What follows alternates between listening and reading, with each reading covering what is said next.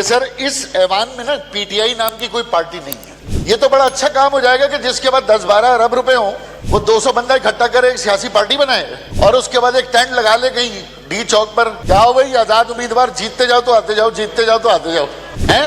और वो कोई 20-25-50 बंदे जमा करके उसमें वजीर भी बना ले, वजीर आला भी बना ले। लोगों ने वोट दिए कि भाई बड़े नजरियाती लोग ऐवानों में जाएंगे, लेकिन यहाँ पे मैं देख रहा हूँ नजरियाती कम नफ्सियाती ज्यादा आ गए हैं। ख्वाजा साहब, आपने बहुत बड़े चूजे को छोटे से कूजे में बंद करना है। सर वो पिछली 5 साल की जो प्रैक्टिस है वो बड़े तवील दौरानिया की है, मैं कोशिश करूंगा इसको जितना जल्दी समेट सकूं। अच्छा सर, बजट से पहले आपसे एक गुजारिश मैं करना चाहता हूं कि सर ये बजट जो है, मैंने परसों भी हाईलाइट किया था कि रूल 188 ये कहता है कि जनरल प्रिंसिपल्स पे आप बात करें और स्पीकर अपने जिस तरह से आपने डिवाइड किया डिवीजन के हिसाब से हर मेंबर बात करे और आखिर में मिनिस्टर इंचार्ज या फाइनेंस मिनिस्टर या जो भी है गवर्नमेंट की तरफ से वो उन सबको समअप करे।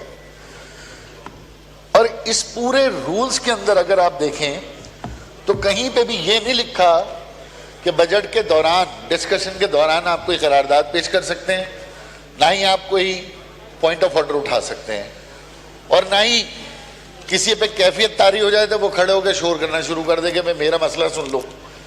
लेकिन मैं इस ऐवान में ये देख रहा हूं जो कि पाकिस्तान का इतना संजीदा ऐवान है, जहां पे पूरे मुल्क की तकदीर के फैसले होने हैं, जहां पर लोग अपने आप को पार्लियामेंट्री नॉर्म्स के तहत यहां पर अपने आप को रिकग्नाइज कराते हैं। इस ऐवान में जनाब स्पीकर रवैये मैंने देखे और कुछ आपकी तरफ से भी खुसूसी रियायत है उन लोगों को कि जो बिल्कुल पार्लियामानी रूल्स एंड रेगुलेशन को तोड़ते हैं। तो मेरी आपसे भी गुजारिश है कि थोड़ा सा आप भी सख्ती करें और हमारी मुकम्मल सपोर्ट आपको है, क्योंकि आपने फिर घबराना नहीं है, बिल्कुल नहीं घबराना। उधर देख के हमारी सारी सपोर्ट आपकी तरफ है। तो वो उसमें अच्छा एक और चीज ये कि सर इस ऐवान में ना पीटीआई नाम की कोई पार्टी नहीं है।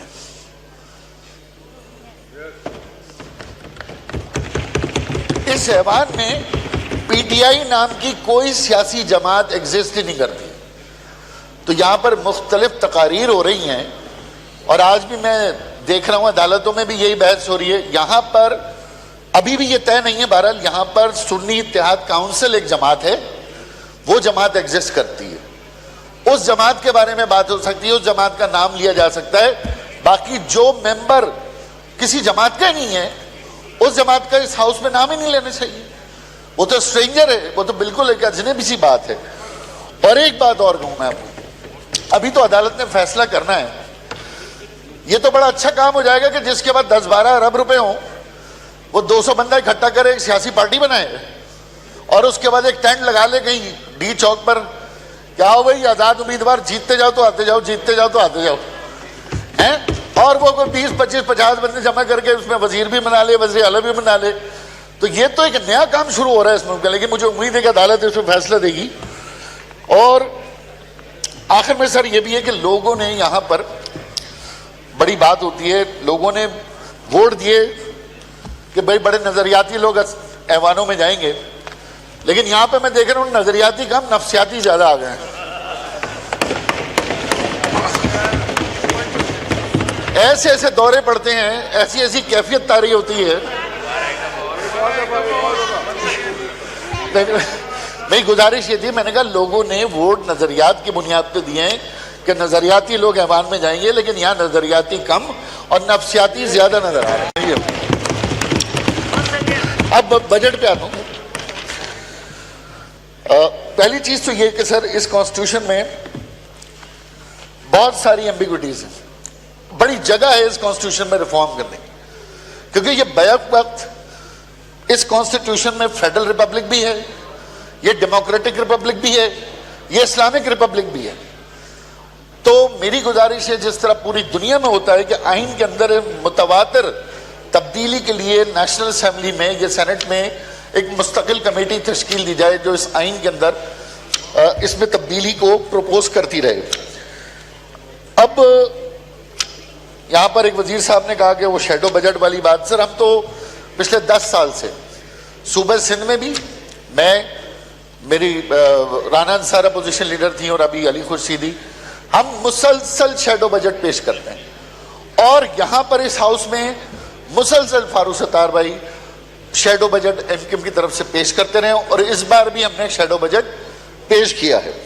अब शेडो बजट का मकसद, अच्छा ये सिर्फ एमक्यूएम पेश करती है, ये पूरे पाकिस्तान को मैं बताना चाहता हूं कि जितने तवातुर से गुज़िश्ता 15 साल से लगातार, अगर कोई जमात, और भी जमात होगी, किसी ने कभी दिया होगा किसी ने कभी, लेकिन लगातार अगर कोई बजट पेश कर रहा है शेडो, तो वो सिर्फ एमक्यूएम के नुमाइंदे हैं जो सूबाई असेंबली और कौमी असेंबली में। और उसमें एक चीज और है सर, बजट में मैं तजवीज़ देना चाहूंगा, यहाँ पे मैं चीफ मिनिस्टर सिंध मुराद अली शाह की तरह तारीफ करता हूँ कि सर उसने पेपर को, बजट में जो पेपर्स थे उन्होंने बजट को पेपरलेस कर दिया।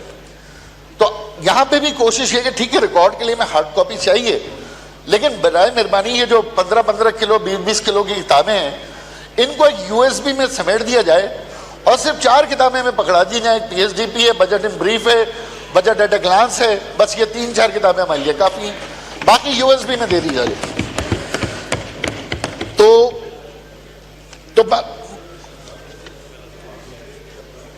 एक और चीज ये कि बजट, अभी मैं सुन रहा था कि हर दफा वजीर कहते हैं कि भाई तजावीज दें। अच्छा हुकूमत कहती है ये, और इंशाल्लाह हम भी आएंगे तो हम भी यही कहेंगे, तजावीज दें, तकरीरें करें, हमें बताएं।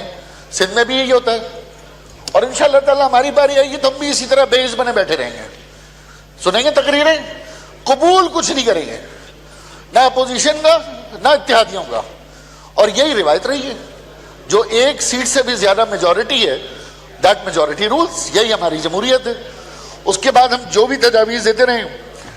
अब इस बजट में थोड़ी सी एक ही बात बड़ी खौफनाक है इसमें, जो मैं गुजारिश करूंगा सर, ये रेवेन्यू रिसिप्ट, कैपिटल रिसिप्ट और एक्सटर्नल रिसिप्ट, इसके साथ ये बजट हमारे पास मौजूद है। और इसमें जो मैंने देखा है page number 5, budget in brief, इसमें जो हमारा टोटल बजट है वो एक्चुअली 10.37 ट्रिलियन है, जिसको हम 8,500 रुपए लोकल बोरोइंग के साथ मिलाकर 18.8 ट्रिलियन कह रहे हैं। अब ये 8,500 रुपए कहां से आने हैं, ये तो गवर्नमेंट ने यकीनन करना है, इसमें हेड दिए हैं कि बैंक बोरोइंग है, एक्सटर्नल रिसिप्ट है, प्राइवेटाइजेशन प्रोसीड है। मेरी गुजारिश ये सर कि असल में ये बजट 18.8 ट्रिलियन का नहीं है, क्योंकि असल बजट तो इस किताब में है ही नहीं। असल बजट जो है वो एबीएस के अंदर होता है, एनुअल बजट स्टेटमेंट में। और अगर एनुअल बजट स्टेटमेंट में आप देखें तो एनुअल बजट स्टेटमेंट के अंदर असल बजट यहां पर है पेज नंबर 1 पर, समरी ऑफ द रिसिप्ट्स, और ये बजट है 24.3 ट्रिलियन का। और जब मैंने 24.3 ट्रिलियन का ब्रेकअप निकाला तो स्पीकर साहब मुझे यह पता चला कि 5.1 ट्रिलियन इस बजट में एक्सपेंस दिखाया गया है जो कि रेवेन्यू में नहीं है। और जब 5.1 ट्रिलियन को मैंने डॉलर्स में कन्वर्ट किया तो वो फिर आया 18 बिलियन डॉलर। तो 18 बिलियन डॉलर के इस बजट में एक्सपेंडिचर दिखाए गए हैं, लेकिन वो 18 बिलियन डॉलर कहां से आना है वो इस बजट के अंदर कोई सोर्स नहीं है। अब यकीनन आप उसको चाइना कह लें, आईएमएफ कह लें, सऊदीया कह लें, दुबई कह लें, लेकिन आप 18 बिलियन डॉलर के डेफिसिट के अंदर हैं, 8,500 के डेफिसिट पे नहीं है। एक और चीज जनाब मैं ये भी बताना चाहूं कि ये जो आपका बजट है, अभी यहां तकरीर की कुछ लोगों ने और मेरे मेंबर्स ने ये कहा कि भाई ये इनडायरेक्ट टैक्स कम होना चाहिए। साहब 9 मिनट हो गए, वाइंड अप करें प्लीज। चलूं घर चलूं, वाइंड अप करें, 9 मिनट हो गए थोड़ा सर। डायरेक्ट और इनडायरेक्ट टैक्स है, यहां पर रहमान में कह रहे हैं, मेरे पीपल्स पार्टी के दोस्त भी कह रहे हैं, पीएमएलएन भी कह रहे हैं, और शायद पीटीआई के लोग भी कह रहे होंगे, पता नहीं बजट पे इन्होंने तकरीर की है नहीं की, मुझे नहीं पता। लेकिन इनडायरेक्ट टैक्स जब भी बढ़ता है आम आदमी पे प्रेशर आता है, आम आदमी पे लोड आता है। ये जो बजट है इसमें भी जनाब स्पीकर इनडायरेक्ट जो है हमारे पास जो परसेंटेज है, अगर आप देखें तो वो 42% हमारा डायरेक्ट टैक्स है और 57% हमारा इनडायरेक्ट टैक्स है।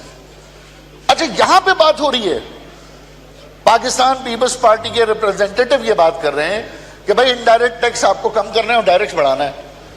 सूबा सिंध के अंदर 92% इनडायरेक्ट टैक्स है और 8% डायरेक्ट टैक्स है। यानी जहां पर तो हम बात कर रहे हैं कि इनडायरेक्ट टैक्स को आप कम करें, लेकिन जहां जहां हुकूमत है वहां वहां इनडायरेक्ट टैक्स जो है 92% है। इसी तरीके से स्पीकर साहब, मैं ये भी कहना चाहता हूं कि फिर उसके बाद ये पैसा सूबों को चला जाता है एनएफसी के जरिए और 7.2 ट्रिलियन सूबों को चला जाएगा। अब सूबों को जो जाता है, सर एक बड़ी करेक्शन कर रहा हूं, मैं सिंध असेंबली में भी ये करेक्शन कर चुका हूं। बड़ा शोर होता है आइन का आर्टिकल 158 हमारी साहब 10 मिनट हो गए हैं, आपके 10 लोग और रहते हैं और आपकी पार्टी का टाइम खत्म हो चुका है कल से, तो काइंडली प्लीज वाइंड अप करें प्लीज, मैं गुजारिश कर। आप थोड़ा दिल लगा के सुनेंगे तो आपका भी दिल लगेगा। मैं दिल लगा हुआ है मगर आप चूजे को बंद नहीं कर रहे। सर अगर इधर उधर की बात करूं तो बेशक आप माइनस कर दीजिएगा मुझे। अच्छा सर, 158 का जिक्र होता है, अगर तो किसी के पास दलील है तो इसका जवाब दे, वरना आइंदा आर्टिकल 158 पे बात ना करे। ये जो नेशनल फाइनेंस कमीशन में पैसे मिलते हैं, इसमें तमाम सूबे गैस की रॉयल्टी भी लेते हैं, नेचुरल गैस पे रॉयल्टी लेते हैं, क्रूड ऑयल पे रॉयल्टी लेते हैं और नेचुरल गैस पे एक्साइज ड्यूटी भी लेते हैं। अरे जब तुम गैस के पैसे ले लेते हो, जब ऑयल के पैसे ले लेते हो, तो फिर विफाक से कैसे आप चीख के कहते हो कि जी आइन का आर्टिकल 158 कहता है पहले हमें गैस दो। या तो गैस लो या गैस के पैसे छोड़ो। पैसे भी चाहिए और गैस भी चाहिए, और हम अपने अपने सूबों में बेवकूफ बना के रखा हमने अपनी आवाम को। और एक और इसमें ये बस वाइंड अप करें प्लीज, प्लीज वाइंड अप करें 30 सेकेंड्स। मुझे तो मजा ही नहीं आया सर। शेर पढ़ दें, अब आखिरी शेर पढ़ दें। सर आखिरी ना कहें सर, अभी जीना है। अच्छा जनाब स्पीकर, मैं ये भी कहना चाहता हूं कि इस वक्त जो सूरत हाल आई है, जो कि मूसा गिलानी साहब ने फरमाया है, बल्कि इससे पहले मैं ये कहना चाहता हूं कि बजट स्पीच में फाइनेंस मिनिस्टर एक बात कह रहे थे कि आम आदमी को अशियाए खुर्दनोश उसके लिए सस्ता हो गया। जब उन्होंने ये बात की तो मैंने फिर थोड़ा सा रेट लिस्ट निकाली कमिश्नर के पास जाकर, तो सिर्फ दो फिगर्स दे रहा हूं, फाइनेंस मिनिस्टर्स को नोट कर ले, मेरी करेक्शन कर दें कि जो मुर्गी का गोश्त है जिसके रेट मुझे सुनने में आया कि पंजाब से निकलते हैं, स्टॉक एक्सचेंज उसका पंजाब में, वो कमिश्नर रेट में 496 रुपीज केजी और मार्केट में 750 रुपए किलो से कम नहीं। वो अशियाए खुर्दनोश की बात हो रही है। अभी किसी पे कैफियत तारी हो जाएगी, उधर से हम माइक खोल देंगे और 15 मिनट बात होती रहेगी, हमें भी करने दें सर। वाइंड अप करें प्लीज। अच्छा सर, इसी तरह से फाइनेंस मिनिस्टर को मैं बताना चाहता हूं कि जो लिस्ट कमिश्नर रेट है, जो लिस्ट कमिश्नर रेट है, मैं पढ़ नहीं रहा, मार्केट में कहीं पे भी उससे 100-150 रुपए किलो से कम कोई अशियाए खुर्दनोश नहीं है। ठीक है, इन दी एंड बस ये आखिरी पॉइंट बस। सर अब कराची का सिर्फ 2 मसले बताने हैं मुझे, फिर सोल्यूशन भी बजट का मेरे ज़हन में जो है वो मैं देना चाहता हूं। लिख के दे देना, फाइनेंस मिनिस्टर को लिख के दे दे। मूसा गिलानी साहब ने जुनूबी पंजाब की बात की, मैं कराची में बात कर रहा था तो मुझे फिर जुनूबी पंजाब याद आ गया। मैं बिल्कुल मूसा गिलानी साहब आपके मौक़िफ़ की 100% सपोर्ट करते हैं। जुनूबी पंजाब सूबा बनना चाहिए और पाकिस्तान में और भी सूबे बनने चाहिए। कराची का सिर्फ आखिरी कराची का इशू है साहब, बस हो गया। अच्छा, ये अशार इस पाकिस्तान के ऐवान के और तमाम खासतौर पर पॉलिटिकल शेर पढ़ें प्लीज, शेर पढ़ें। लीडर्स के लिए अशार हैं, मैं वही बता रहा हूँ, और आपके भी गोश गुजार है। वफा के खूगर वफा करेंगे, वफा के खूगर वफा करेंगे, ये तय हुआ था। वतन की खातिर जिए मरेंगे, ये तय हुआ था। बवक्त हिजरत कदम उठेंगे जो सुए मंजिल, तो बीच रास्ते में ना रुकेंगे, ये तय हुआ था। तमाम देरीना निस्बतों से गुरेज करके नए वतन को वतन कहेंगे, ये तय हुआ था। खुदा के बंदे खुदा की बस्ती बसाने वाले खुदा के अहकाम पर चलेंगे, ये तय हुआ था। और आखिर शेर है, तमाम तर हल तलब मसाइल को हल करेंगे, तमाम तर हल तलब मसाइल को हल करेंगे, जो तय नहीं है वो तय करेंगे, ये तय हुआ था। बहुत बहुत शुक्रिया।